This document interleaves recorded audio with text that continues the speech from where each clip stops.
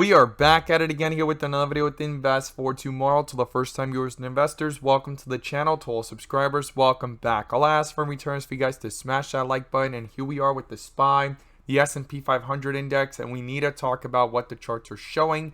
And today, the SPY was pushing up higher in the first half of the day, and it wasn't the only stock going higher. Tesla was going higher as well, and our Tesla bot sent out a bull indicator since 9:35 a.m. and from that moment forward, call options went up 200% plus at its highest point of possibility within an hour, guys. If you guys want to receive this clarity and edge over the charts, check out the link down below in the description to our Discord, getting connected to the 42 Vision Indicator, becoming part of a community of investors all looking to learn and grow together, and maximizing within the volatility with the clarity it brings to the charts, as well as our 42 Vision Indicators. The link is down below once again in the description to our 42 Vision Indicator and getting connected to our Discord. So here we are with the SPY, and it's been consolidating in the last several days. And we need to talk about some key levels that I mentioned on Friday. And here we are trying to test them, and it's actually in a very volatile state, but not much direction, and we need to talk about what's going on here. But before we do, I want to share with you guys the home run opportunity I mentioned this morning over at the Discord.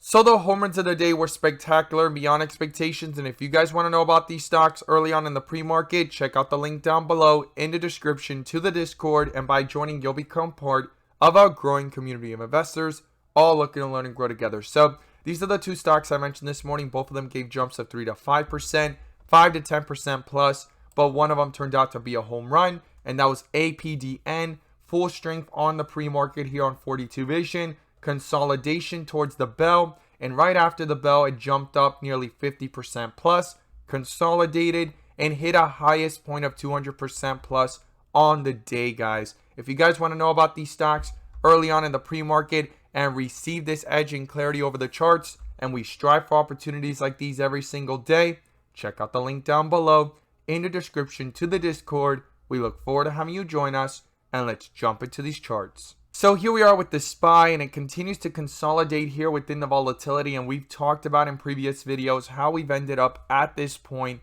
from way down here at the bottom here of 372, 371, which we were watching closely, and how we bounced off of it and how we ended up here, right? I broke all of that down again on Friday, and here we are in a very pivotal point where either we're going to go lower or we're going to try to find support and bounce even higher. And we're going to talk about some key levels here in today's chart. Now I'm going to pull up the bull and bear indicators, which you can now gain access to as well. The link is down below in the description to the 42 Vision Indicator, getting connected to our bots, SPY bot, QQQ bot, our newly released Tesla bot. We also have an Apple bot and other bots on the way, so that you can receive the clarity and edge that you deserve within the volatility of the markets to maximize on opportunities. And you can now join the members using these resources to maximize in either direction by receiving this clarity and edge over the charts.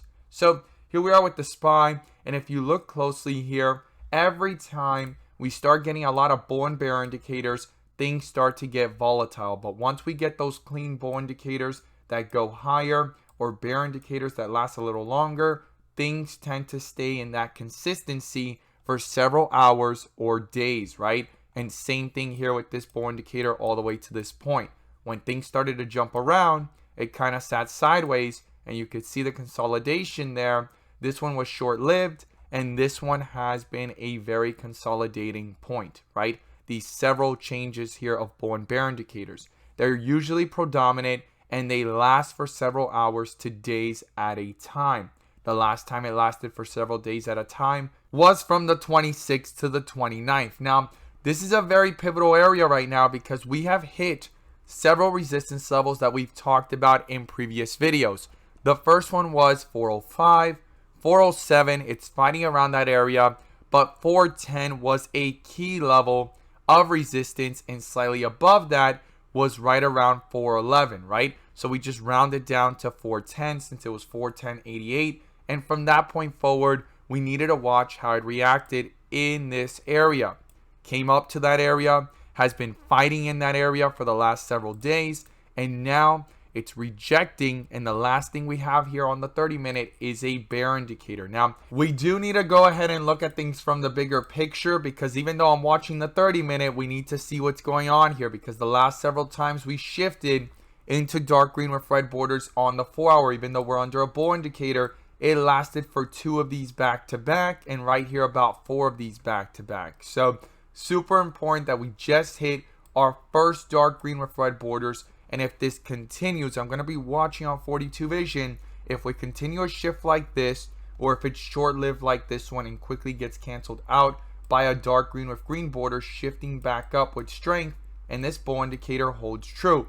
Now, if we shift back into something like this, the main concern that I'm going to be watching on 42 vision is if it continues, and if we end up with a bear indicator that pops up in any downward pressure, and if we break through support levels, that cancels out this bull indicator. That's what I'm going to be watching for if we shift from dark green with red borders to red bars, or a continuation followed by a possible bear indicator popping up. Now on the 1 day, we just hit extreme strength here back to back for a 4th day, and we did get a bull indicator since way down here at 386, and we did do a complete shift from white with red borders to bright green. This is a full shift on 42 vision. This is the dip area as we call it. This is the rip area. And eventually the shifts from the rip area back to the dip area do tend to happen, and bear indicators in between do pop up. The bull indicators are there for extra layers of confirmation from the dip area to the rip area on the way up. And the bear indicators are there as an extra layer of confirmation from the rip area to the dip area on the way down. That's what 42 vision allows us to see, the dips from the rips, and maximize within the moves of what is going on. And right now, this is our first bar here that's sitting sideways within the volatility, and it's a smaller bar than the previous, and this could actually continue downwards if it breaks through key support levels that we're about to watch. Now, if you zoom out and look at this from the even bigger picture, this is our 3rd red with green borders, and this is the first time in months that we're going to see back-to-back a 4th red with green borders if it continues. Now, if it shifts right back towards a red bar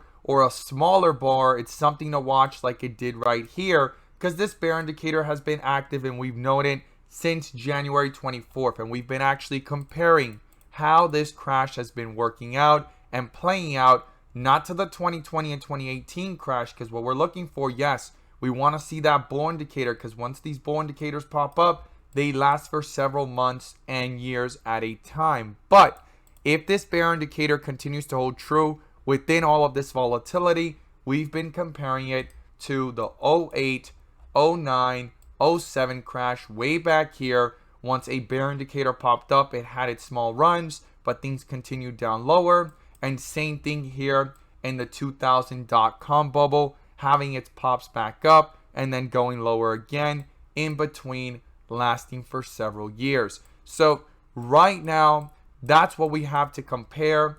But if things do quickly shift back up and it turns out to be something like 2018, 2020, well, I'm going to be looking for that bull indicator, because once they pop up, they tend to last for several weeks, up to years and months. So super important. But if this all rejects and comes right back down to retest these lows down here, or any of the recent lows of 370, 380, that is going to be very important to realize that we're still in the process of a possible bear market, and we may retest bottoms or just get close to it. Doesn't mean that this isn't the bottom, or guarantee that that is the bottom, but we are going to still be in a very volatile situation, and this bear indicator is going to continue to dominate over the 1 week chart in the bigger picture. And that's what I'm watching here, because this is in a very interesting position that can either turn out to be a fake out or have some actual strength. We'll have to see how things play out, but we're still under a bear indicator in the bigger picture here. So what are the support levels? The first one here is the low of the day, 406. If that gets broken through, the next support is down here at $400. Those are the key levels to the downside that I'm watching very carefully here. And if we break below these key levels of 406, 405, and start pushing closer to 400, that is going to be a very pivotal area where either the bulls are going to try to reverse and bring it back up, or if the bears are going to continue to tear this down and it broke out of this consolidation and it went into further weakness, and the bears are starting to dominate again. And then in the bigger picture on the 4-hour and the 1-day, we'll also be watching these shifts if they continue and if a bear indicator pops up here to further confirm that weakness. Now, in the 30-minute, again, we're under a bear indicator, but if it brings itself back up, it could cancel out by another bull indicator within this volatility as we've seen here. And the resistance levels are 412 and 413. Those are the key levels right now that we definitely need to watch carefully. I mean, 410 is another resistance level to keep in mind, but the highs were 413, 412. If that gets broken through, the next resistance is up here at 418, and I would just round that up to 420. These are some pivotal levels of either continuation of strength on the charts or a possible pullback or weakness of a possible downtrend of exhaustion of almost maxing out within this move. I mean, this has been a pretty big move. If you do the math, from 370 all the way up to 413 has been nearly a 10% jump from the bottom to the top. I look forward to seeing your thoughts down below. And as always, I personally believe, and this is just my opinion and perspective, not financial advice, and doesn't mean it's correct, but this is my thoughts, that volatility is here to stay. I'm going to continue to try to maximize with 42 vision. By being able to clearly have that edge and see what's going on within the charts, I believe having an edge within this volatility is where the opportunities are at.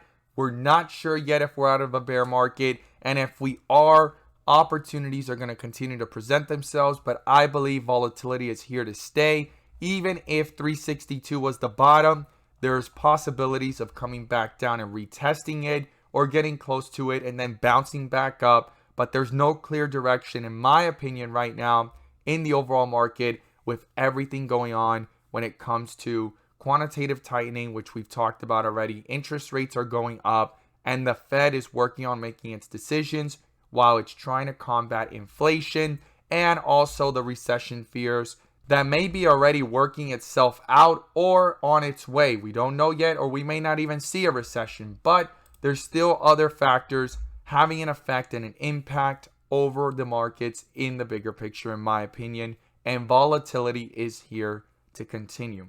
As always, guys, thank you guys so much for watching, and let's make some money.